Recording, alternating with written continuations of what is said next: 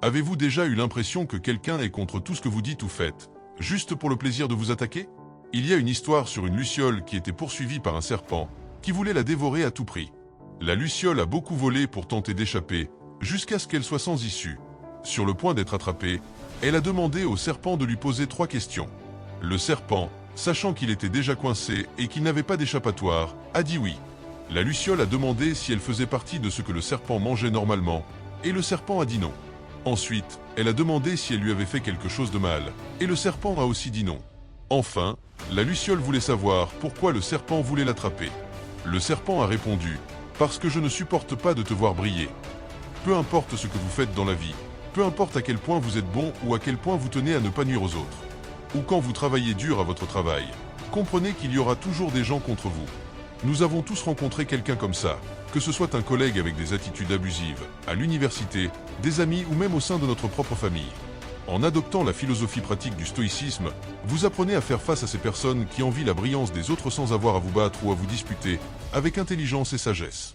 Le stoïcisme est considéré comme l'une des écoles de pensée les plus pratiques et profondes, et nous apprend à concentrer notre énergie et notre force sur les choses que nous pouvons contrôler, tout en apprenant à accepter celles qui sont hors de notre portée. Si vous n'apprenez pas à vous positionner dans la vie, vous finissez par être écrasé par les autres, y compris ceux qui ne vous aiment pas. Être stoïque ne signifie donc pas être passif ou garder rancune en silence, mais plutôt avoir une position ferme et être en contrôle de ce que vous ressentez, en pensant avant d'agir. Par conséquent, recevez d'abord notre étreinte et sentez-vous chez vous pour apprendre des concepts anciens qui nous apprennent à vivre plus sagement et plus légèrement.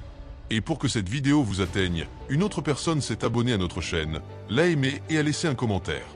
Alors faites de même, et vous nous aidez à apporter cette clarté mentale à beaucoup.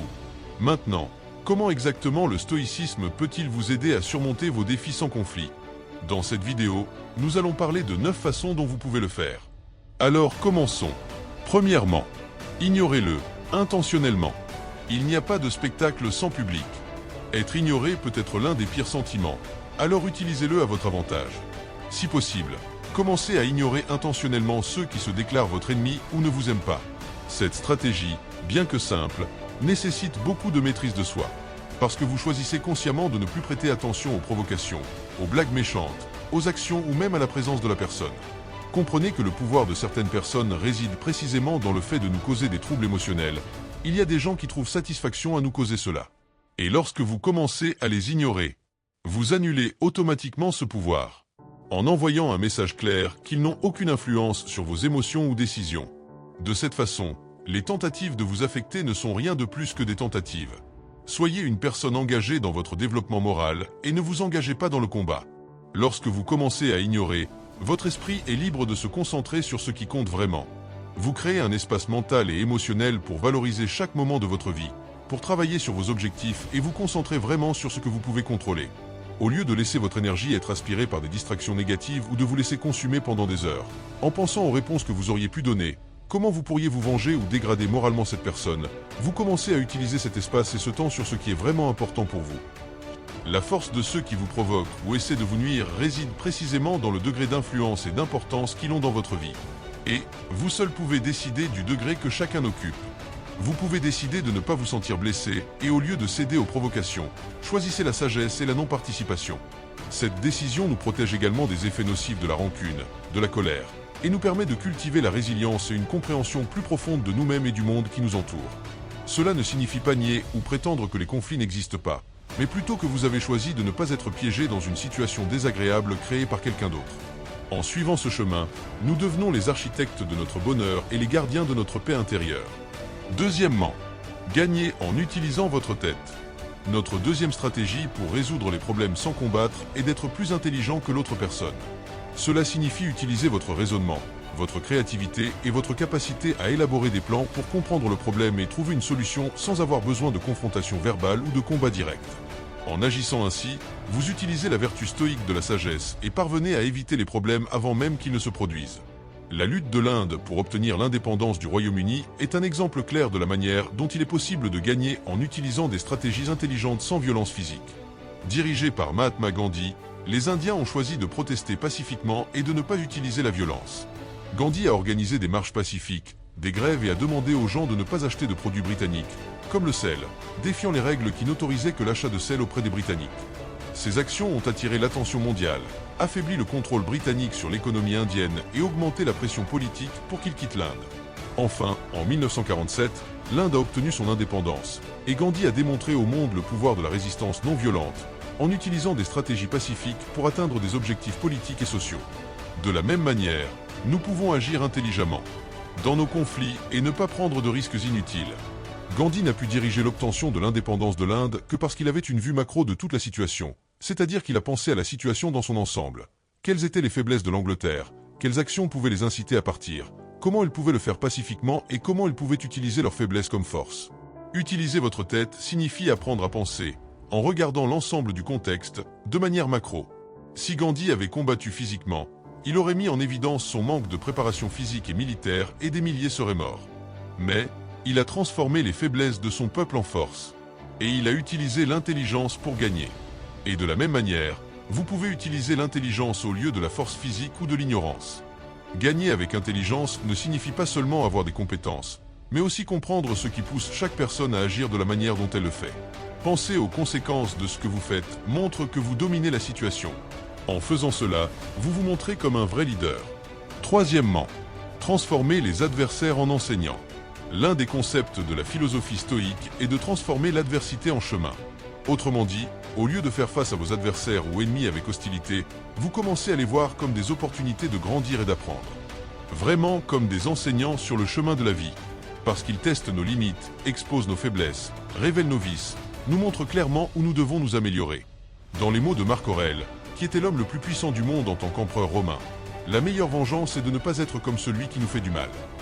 Au lieu de réagir avec colère, utilisez ces défis pour renforcer votre résilience, votre sagesse et vos vertus. Lorsque vous êtes répondu grossièrement, en étant grossier, vous devenez également grossier. Si vous êtes irrespecté en faisant de même, vous devenez également quelqu'un qui n'a pas de respect pour les autres. Entraînez votre patience, votre tolérance et surtout votre calme. De cette manière, l'obstacle devient le chemin. De plus, Marc Aurèle nous conseille également, lorsque nous sommes tentés de critiquer quelqu'un, arrêtons-nous et réfléchissons d'abord à nos propres fautes. Et, demandez-vous, quel défaut ai-je qui ressemble le plus à celui que je suis sur le point de critiquer? Parfois, nous exigeons des autres ce que nous ne pouvons même pas faire nous-mêmes. Penser ainsi procure humilité et empathie. Cela nous aide également à comprendre et à apprécier les leçons que nos adversaires peuvent nous enseigner. Au lieu de nourrir des sentiments négatifs ou de chercher à se venger de vos ennemis, soyez reconnaissants pour les opportunités de croissance que vous n'auriez autrement pas eues. Changez la façon dont vous voyez ces personnes, de menaces à opportunités de croissance personnelle et de découverte de soi. Comme nous le rappelle Épictète, que serait Hercule sans tous les monstres, combats et défis? Il ne serait qu'un homme ordinaire, qui ne serait jamais rappelé. Ce sont leurs ennemis qui en ont fait une grande légende. Lorsque vous faites cela, cela change complètement la dynamique de votre relation avec ces personnes. Ils peuvent toujours ne pas vous aimer, mais vous avez cessé de vous en soucier et d'y perdre votre temps et votre énergie. Quatrièmement, reconnaissez que votre ennemi n'est pas la cause de votre souffrance. La vraie raison de votre souffrance ne vient pas de celui que vous considérez comme votre adversaire ou votre ennemi, ou de la personne avec qui vous avez des problèmes, mais plutôt de la façon dont vous jugez et faites face à chaque situation qui se produit dans votre vie. Ce ne sont pas les actions de cette personne qui vous rendent en colère ou blessé. C'est comment vous les voyez et réagissez qui détermine comment vous vous sentez. En fait, cette personne, qui qu'elle soit, vous aide à voir ce qui se passe à l'intérieur de vous, vous montre où vous pensez mal ou réagissez émotionnellement de manière inutile. Votre ennemi vous donne la chance de voir où vous êtes. Trop d'attente ou trop d'attachement à ce que vous ne devriez pas.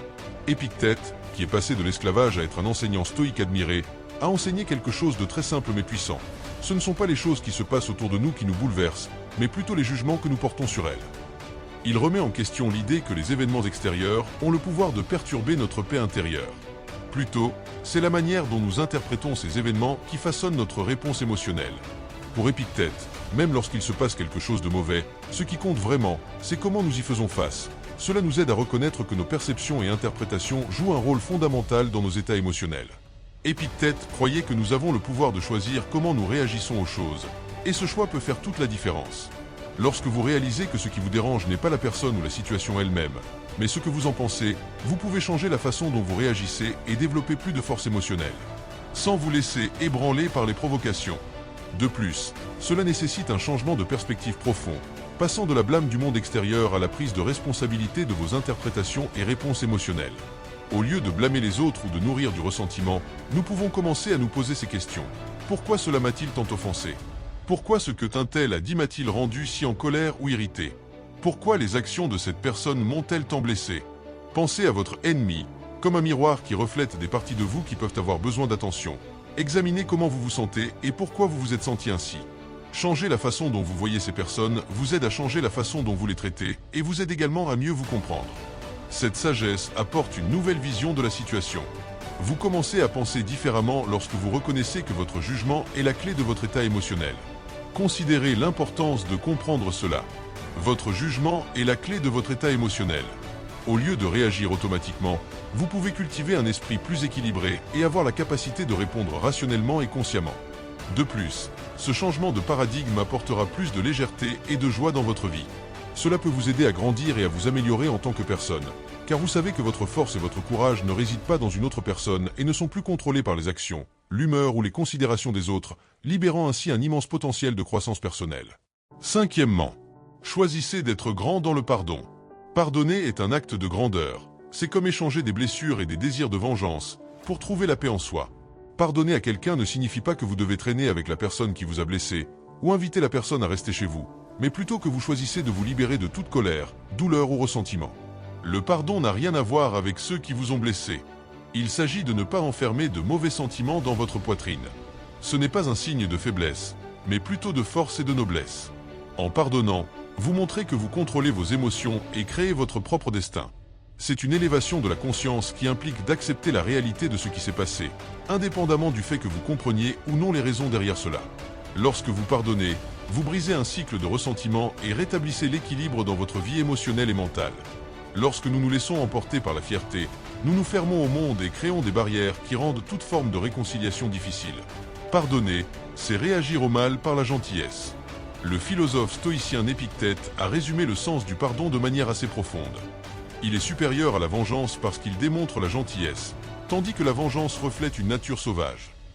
Cette sagesse souligne comment le pardon peut transformer des vies, car il repose sur la compassion et la compréhension d'un esprit éclairé. Lorsque nous pensons à la vengeance, nous ne faisons que réagir, laissant les autres contrôler nos actions, restant, en quelque sorte, piégés dans la situation, toujours comme une victime. Mais en pardonnant, vous vous libérez et retrouvez votre pouvoir sur vous-même.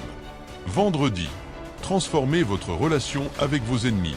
Cela signifie agir avec gentillesse, compréhension et bonté pour apporter un changement positif à la fois dans l'environnement et le comportement des gens.